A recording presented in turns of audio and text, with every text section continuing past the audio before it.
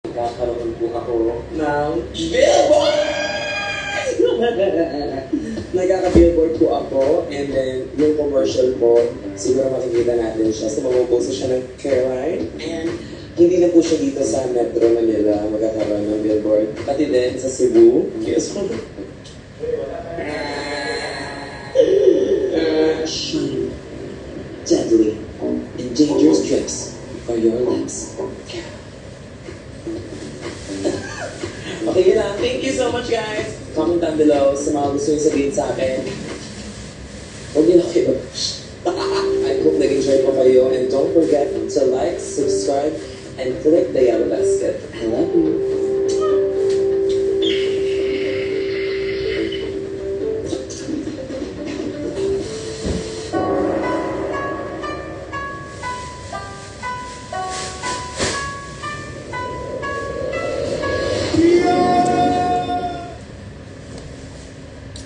Hoy, ano na? Nakatulog ako kagabi. I was so asleep, y'all, cause pagoda iman ang gay.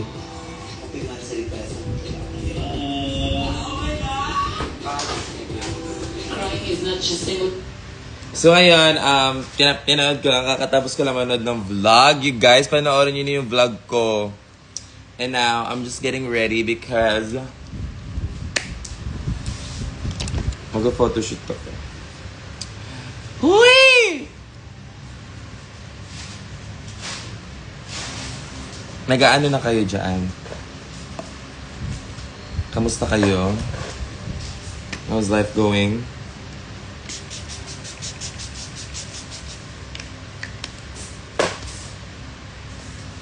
You just watch me. Andiyan na muna kayo. Just watch me do my makeup and things and stuffs.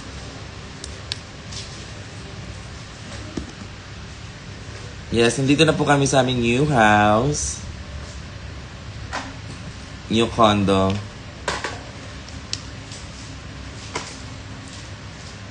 Itong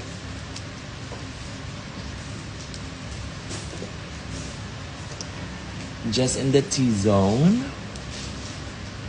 Ang sarap. May pa-flex naman ng Gloss Boss. Yes, andito gamit-gamit ko. Gamit-gamit ko. Anong gusto niyo yung Gloss Boss? Anong color ang favorite niyo? Guys, panoorin niyo yung vlog ko. Andiyan na talaga siya. Yes, masipag talaga yan siya. Morning, kasi may shoot kami, so I'm so thankful for God for another day. Ang weird ng panaginip ko. Why is that like that? Hindi mo siya weird, pero parang so vivid, parang totoo. Umuwi daw ako ng ng bukid nun. Kasama ko yung mama ko. Tapos andun yung lolo ko, yung nanay ko, tapos what is the meaning of that? Pinapauwi mo na ba ako ng bukid noon? Balay-balay, Valencia. Ah, kaya pala. Okay, gets ko na. Online class. Oh, mag-class ka muna. Girl, look at that pimple. Grabe.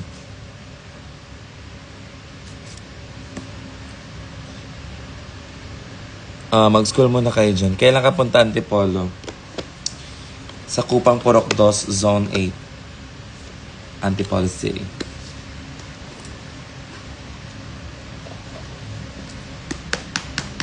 Ano mo pwedeng panoorin na vlog? Ay, pakinggan natin ang bagong song ni Mrs. Dahil invited pala tayo kagabi. Pero tulog na ako, 8 p.m. pa lang. Mrs., I'm so sorry. I was so tired kasi. I haven't slept. Okay, Mrs. Saan ba yung song niya? Pwede na. Nandun sa YouTube na ba?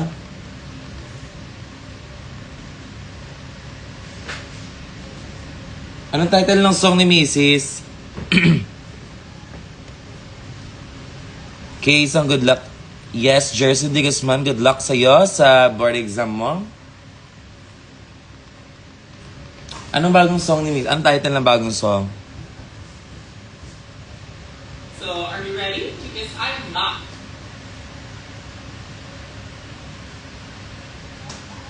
So, are you ready? Because I'm not. Kaya next week na lang. Bye.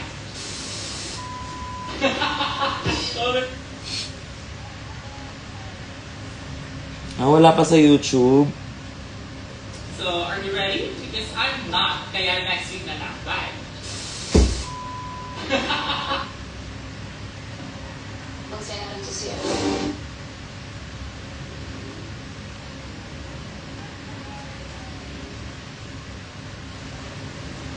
Wag na manood ng vlog. Eche.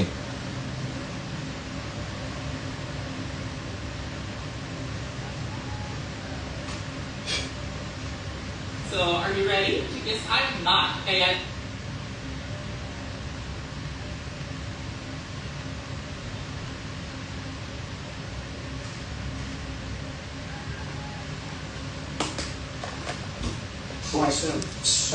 Ano ba? Kung ano-ano yung mga inaano nyo? Ano yung bagong title ng ano? Talak? Sige nga. Nasa YouTube na ba yun? Talak.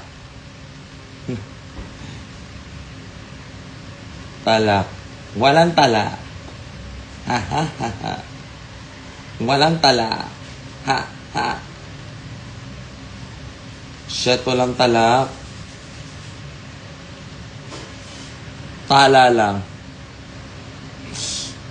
Tala lang nandito.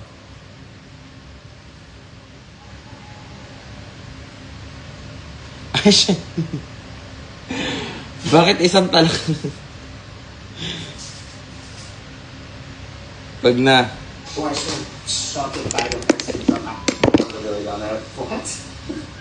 You won't know it until you try it.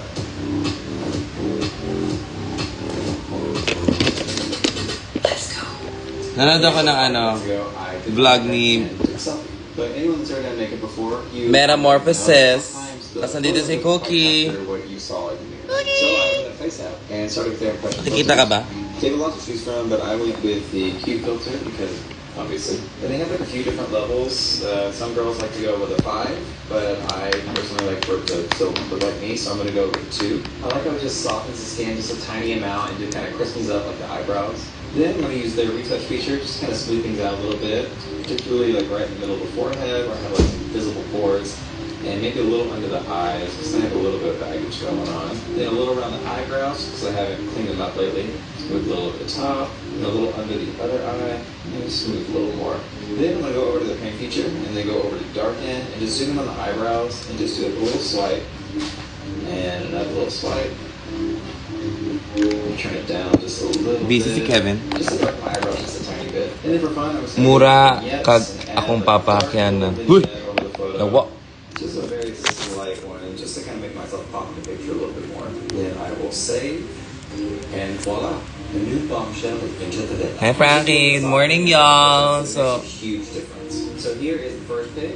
And I'm just here doing is the my final mug result. today. As a drag performer and online content creator, Maaga-aga yung I shoot. shared a lot of looks online, and a tool like FaceApp is essential. And I don't want to FaceApp myself into someone else. That's what hair and makeup are for. But I also don't want a moment of look to be ruined by a pimple or subpar lighting or just a small spot that you miss. And honestly, there's nothing wrong with that. We deserve to be able to look back and remember ourselves at our best, not the tiny little imperfections, even if it is just a little selfie. So if you've got a couple photos in your camera roll that you love, with the exception of a couple little details, open up FaceApp, play around with it. It's free to download, super easy to use, and kind of addictive once you realize what it can do, especially with their Pro version. Just click the link in the description or scan the QR Ano code maganda- and ang love. FaceApp and try their Pro version Breakfast for 1 love. week free. You'll Order get na lang. a full featured free trial, and from then on, it's only $5 a month for their yearly plan. Murag lamit no kung i-orderan gahapon do. Become your day-to-day tool for perfect Napansin yung mga photos. sudan Just try dito it. na You'll be ano. surprised how much you can level up your selfies with Na just pwede. a couple taps. Available in the App Store, Ay! Google Play. Kawawa naman yan, ay! Hi guys, welcome back to Give It To Me Straight, where the fur is fake, but the conversations are too real. I'm your host, Metamorphosis, and joining me on the show today is the winner of Season 10 of RuPaul's Drag Race, Aquaria. Bonjour, if I will. I was like, you're reading French, so exotic. Oui. Oh, that was your intense line, wasn't it? Yeah, it was. And it was your intense look. And you look incredible. Look at God, very well together. I was worried that Namiss ko si Aquaria. Ang ganda niya. Some would consider my cardboard Ano want mo sa to her B-Day chest, gift mo? but in design Gusto ko po ng pera. 'cause that one definitely Tsaka ng pera. Thank you. Yeah, this one really came Tsaka isa pa, pera. was looking through like your looks to hopefully find something that was a little less flattering, you know, just for the comedy bit of it all.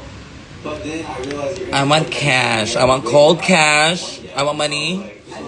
I want blessings. I want I know the wig is not too dry yet. good health for my family. It hasn't all been all squished up in the closet. So yeah, it's very punk rock. But also too, it's like the other aspects of it too are acting really fake. It's just like a little Amazon, little red belt, fingerless and gloves. No designers here. No. It's That one back then I had back. so but you're in town, you're in Vegas right now. Gigutom ka na? Gigs. You're having an entire like on top of going to see Gaga. Cookie, gigutom. Hopefully she's gonna Gutom na si show up. Cookie. 100 degrees outside and just Pero kakakain niya lang. Actual picture of Gaga at the concert. Patay gutom kasi tong aso So ko. on top of going to that concert, you have like 3-4 gigs this weekend. You know, I'm very grateful and blessed in times Huy, huwag umiyak. Baka sabihin nilang inaano ka dito. Brian's always been like Lapansin na sa lab.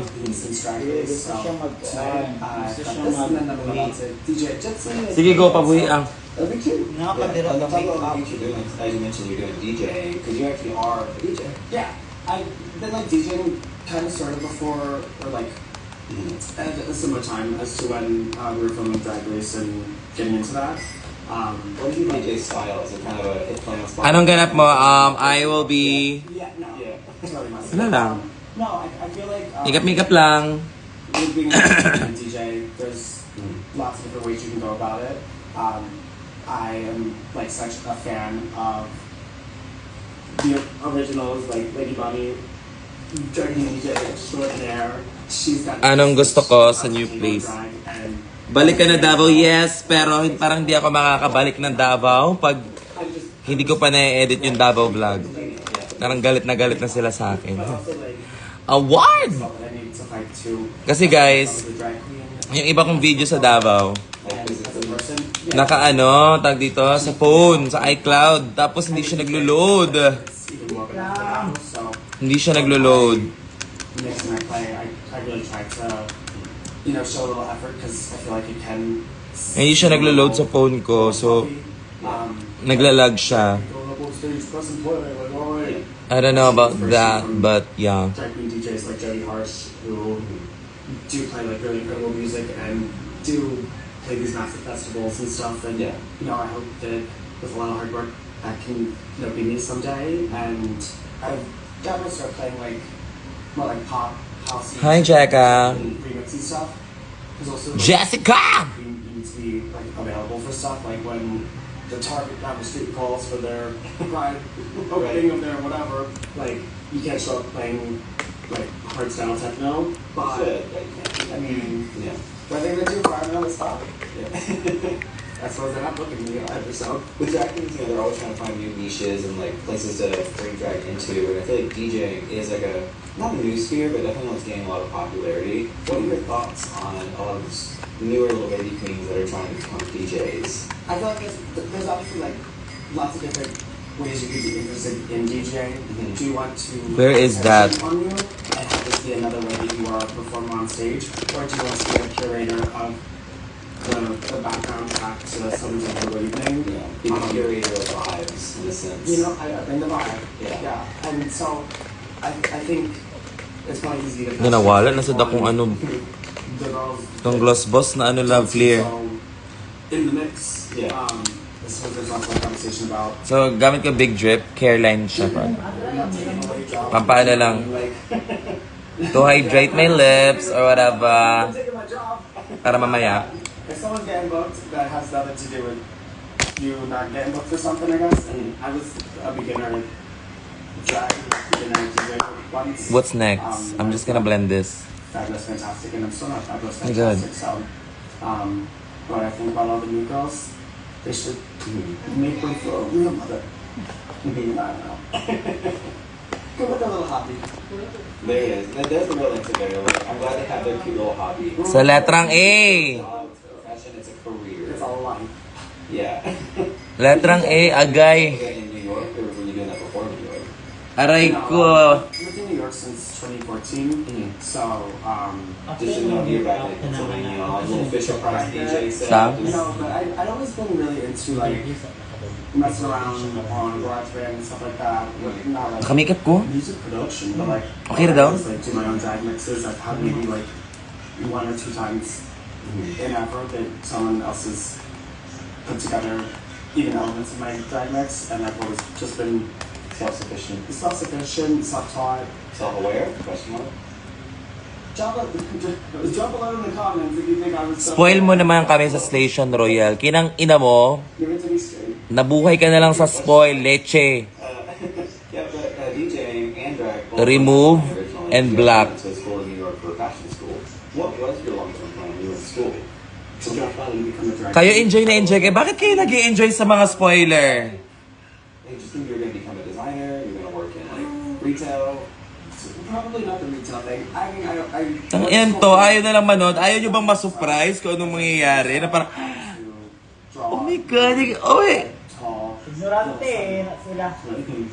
Chanel suits on. And I guess I wanted to be a Ano ba? Mag-order ka sa job ng spoiler tapos ipakain mo sa kanila. May spoiler ba sa Grab? Meron yan. And I think after like my first year Puro kayo in school, puki ng inang nyo ah. summer in New York with some really incredible people, and I learned a lot about myself. Ay naku, and nagigil ako. what I wanted in life. Ano? Ano daw? Ay naku, nagigigil ako. Ay, nagigil ako. Oh my God. Makatulad ko yung mga I'm not the same as you guys, but it's just like we Tapos sasabihin na ng issue na I think I make so many more people happy. award. Not behind a sewing machine, not drawing those things. I am gonna need to be this new, and someone is gonna need to sell something. Ano kayo sa mga spoiler ah? Do you wanna see the world? Exactly. Mga wala kayong ano. Exactly. Ay, behave. He said this is a little wrap around. Yeah, it's a little. Whoosh, whoosh, whoosh, whoosh. You're the Gandhi drag. People say that about you. You know, I actually did say that on Drag Race, which is really stupid. You're the Gandhi drag. I don't know what I said, but I thought I was just getting like wisdom or whatever, but like he said his own beef, and I suppose I got one too, so that was perfect. So, whenever you say they were in different wavelengths, what exactly do you mean by that? Like they were completely balanced, or? Well, I was like, Lilipat nga ako sa ano. nah, they were. Lilipat ako sa TikTok. Nagla-live ako sa TikTok. They were aspiring to be regional managers of Dillard. Guys. I mean, like that. truly, like, I mean, and not in a shady way. I mean, I guess it's shady, but Nah. most of the people. Bye-bye. A good portion of people.